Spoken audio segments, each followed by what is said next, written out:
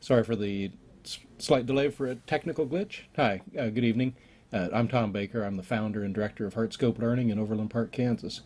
Thanks for being here tonight. The topic we're going to talk about tonight is brain training for decision speed in sports. Tonight is the big picture. There's a second seminar in this series, and once you're registered, you'll have access to that. There's no charge for registering, but tonight we're just going to talk about the nuts and bolts, the big pictures about brain training. These two players, in about 0.3 of a second, it's going to be clear that someone made a bad decision. About 4 seconds ago, this quarterback, thought he was strong enough and fast enough, and now he's wishing he'd made a different decision. Research says that for elite goalkeepers, by the time the ball has left her foot, the keeper's already moving, taking assessment of the situation and taking action. So at each level in sports, for a 6-year-old, there can be a 30 or even 50% difference in physical skills. By the time an athlete is 17, there's a 2 or 3% difference in physical skills. So increasingly, and probably at professional level, there's even less than that. Increasingly, there's more emphasis on improving mental skills, decision skills within the game. 99% of student athletes aren't going to play professional ball. So one of the questions before we even start is what's your long-term goal? The decision speed training that you'll get here will help in school, with friends, later in job, and just overall quality of life. Just like you can go to the gym and take an aerobics class, you can do a workout at home or at HeartScope with a personal trainer. It's 20 minutes to 40 minutes a day. It's one-on-one with a personal trainer. In this case, you, the parent. Workouts are fun and challenging. So I think now might be a good time to start a video and show you what a home brain training workout looks like. These are just a couple clips of families that are in training. You don't have to understand any of this. Just watch it and get a sense of what they're doing and how they're doing it. Here goes.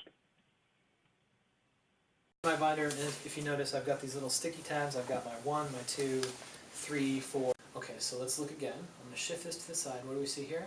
A 7. And we have Got a triangle and a square. So you see how you have your 8 there? Uh-huh. You can play that on this because it's 1 higher. Will you place it there? Okay. Now will you draw a card? All right, now it's my turn. I have this purple color, and so if I have 1 of each, the third card must be different. So I actually need that card right there, which is that one. Squiggle. Purple oval. Good. Purple squiggle. Good. Purple diamond. Good. Red squiggle. Good.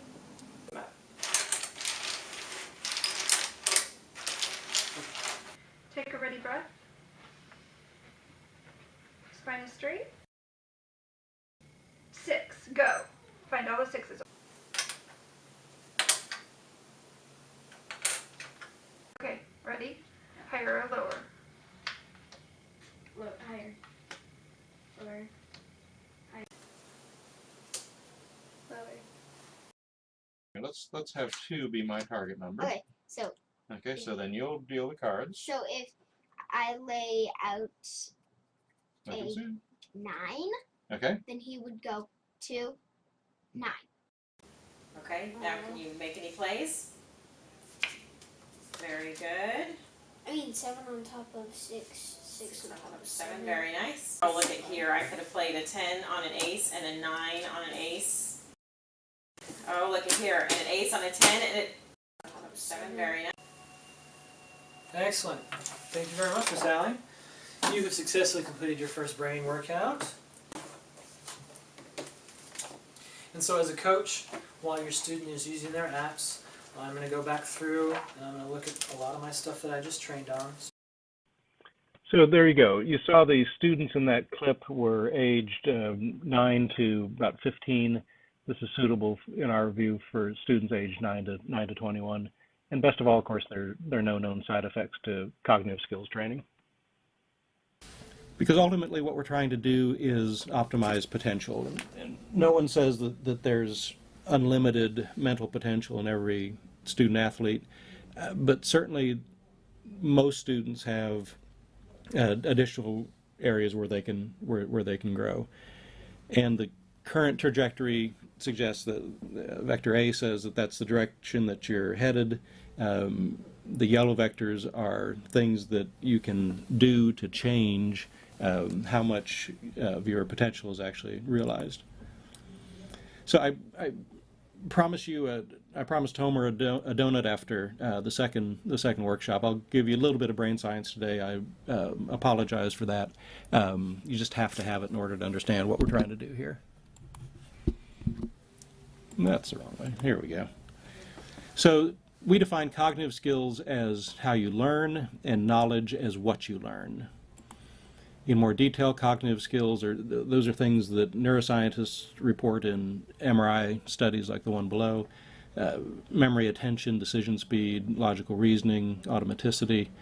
Whereas classroom knowledge, fraction phonics, what happened in 1492, that's what you know.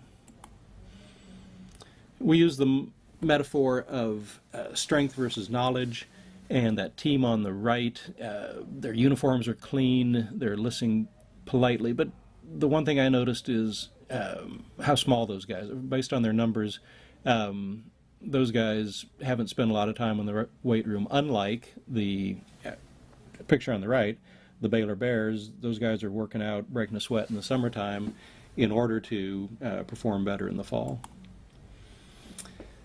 So obviously the more you lift, the better chance you have, if not avoiding, of at least surviving a unpolite tackle. I won't even read these definitions. The point of this slide is that even in 2001 there's limited research on decision speed.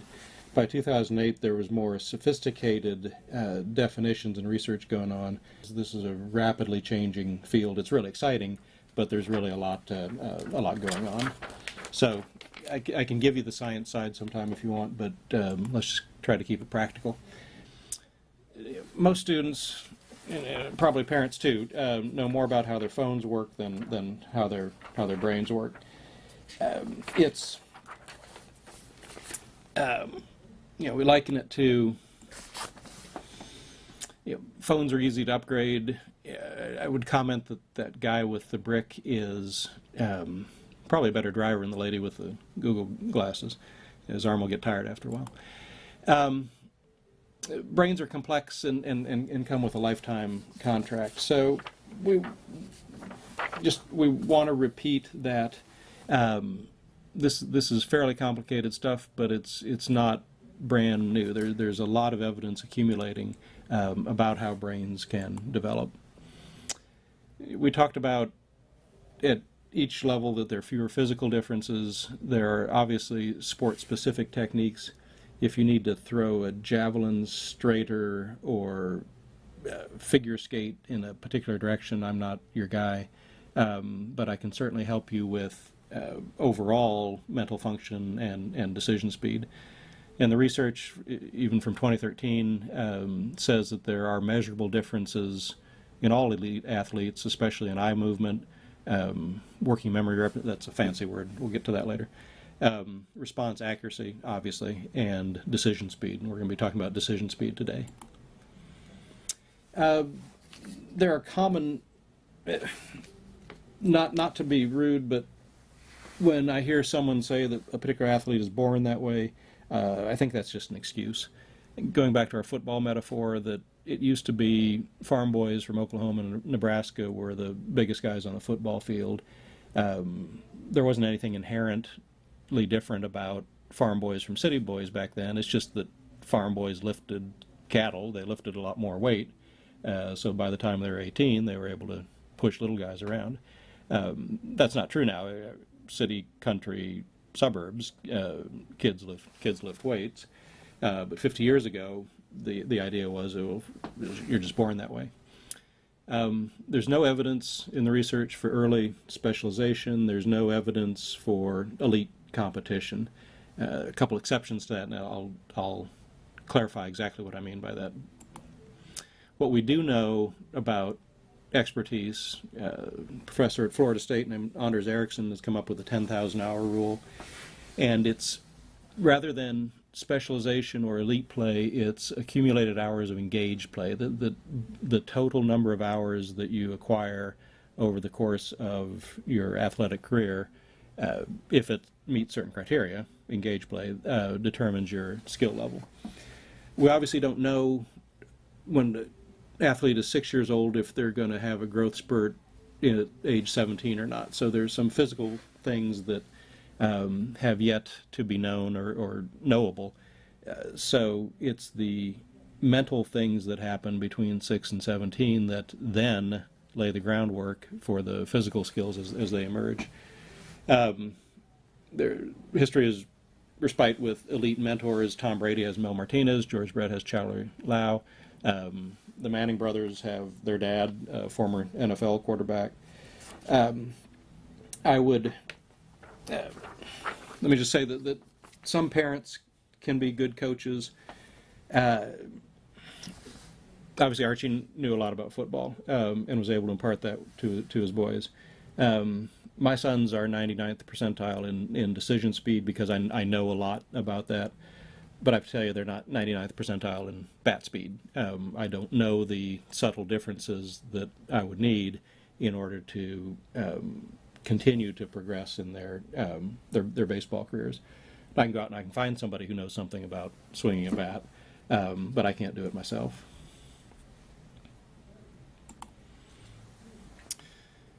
So some of these fancy words, targeted means that if we're trying to build decision speed, we want to target that in a mental workout as opposed to targeting working memory or fluid reasoning. The reasons why you would target those other skills, and we can talk about that later. But to improve decision speed, you have to have a decision speed-based workout. Proximal is a fancy word for right at the edge, and just like you run on the treadmill until you're almost out of breath, when you're training aerobically, you're working your brain just at the edge of a functional level, and we'll teach you how to do that. Adaptive means that we change the training based on the student's growth and progress. You can't just do the same thing over and over again. A, that gets boring, but B, it's not effective because it's not adaptive. Optimal dosage means, rough terms, it means no pain, no gain. We try to target 200 to 300 minutes a week of neurobic training. That doesn't sound like a lot when you consider that 3,000 minutes is the average amount of time that a student spends in front of a screen. I get a lot of pushback from general public on 300 minutes a week, but it's actually fairly rare I get much pushback from athletes. Musicians as well. Musicians at an elite level understand the idea of how much time you have to invest in order to gain proficiency.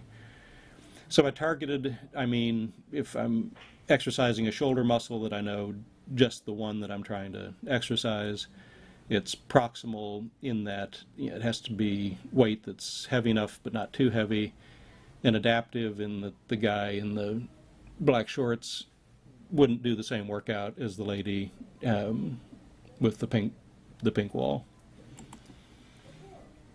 So to get those factors, the fancy word is naturalistic.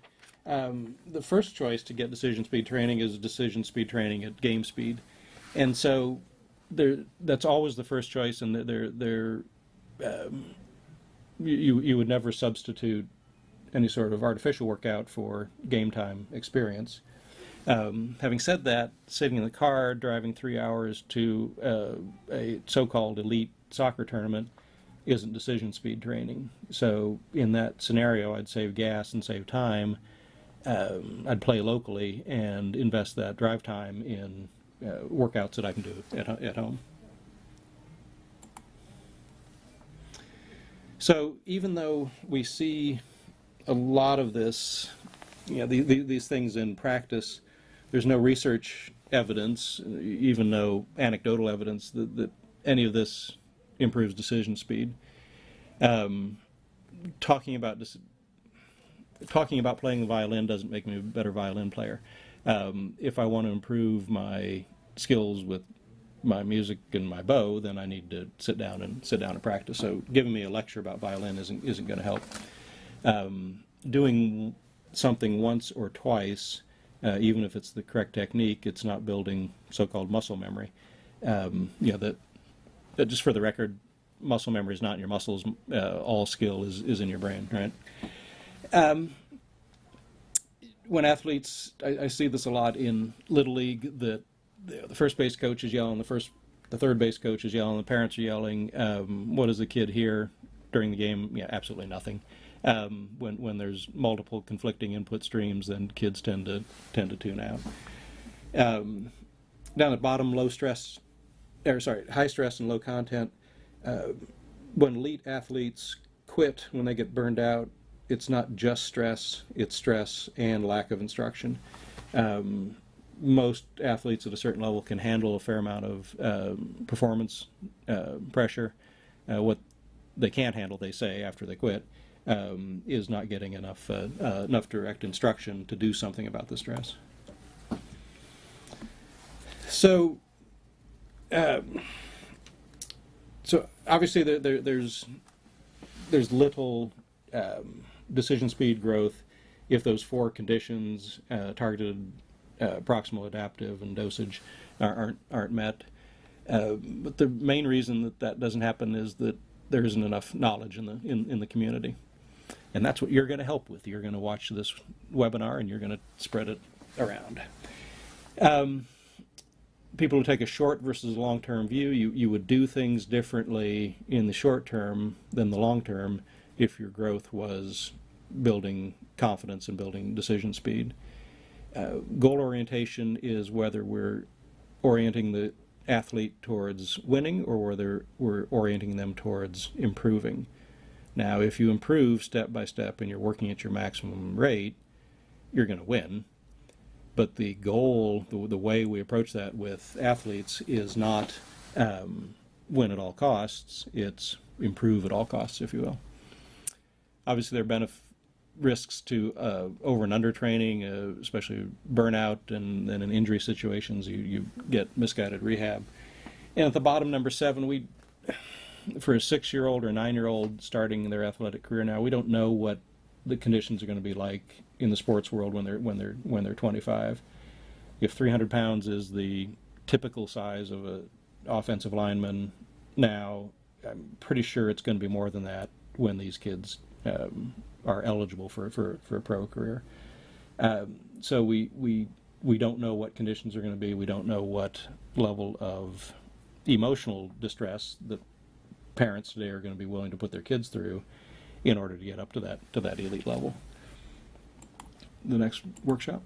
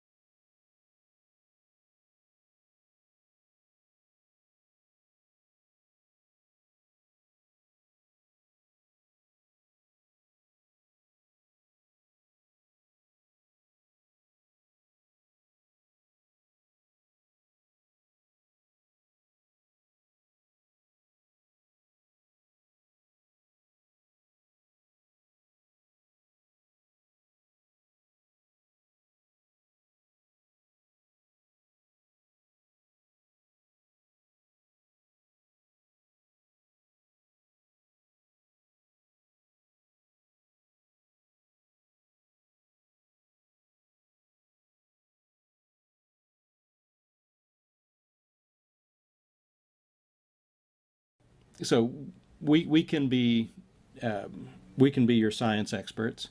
The main thing that you have to provide is fun. If you and the student athlete are having fun when you're doing the workout, then you're going to keep doing it and you're going to see progress.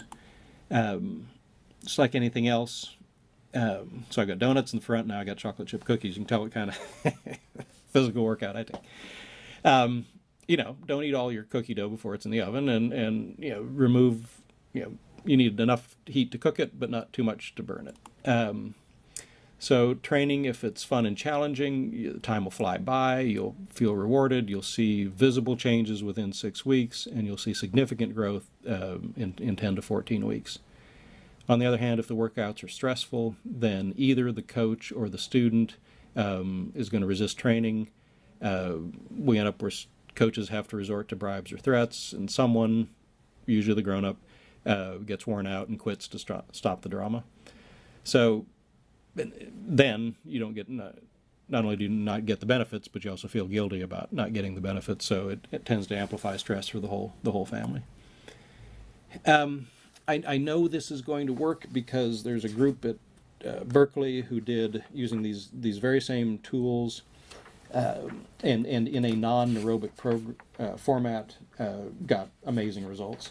So we are adding the aerobics component to it, and I'm sure that if you follow the recipe, you're going to get good and in many cases amazing results. So again, is it better to be sweaty or better to be polite? Well, it kind of depends on what your goal is. If you want to have strength in the fourth quarter, you probably need to be building up strength in the summer before the season even starts. So we make this program free for individuals because I don't want financial limitations to prevent anyone from getting training. I appreciate that I can't 100% police anything that's up on the internet, and that maybe there's a Cognizone clinic opening up somewhere in the next 12 months as a result of this video.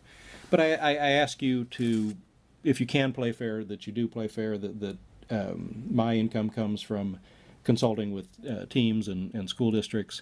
So for any individual parent coaching a student at home, we want to make this available for free. If you'd like me to help on a broader basis, I'll be happy to do that. But we do ask that you play fair. So now, the next thing to do, there's no charge to register. You'll get more coach support, and we'll send you some information that you can share your dreams and your hopes and your goals with friends, family, and teammates. So thank you for tonight, and now for live viewers, I'll start taking questions via the chat window. Thank you and good night.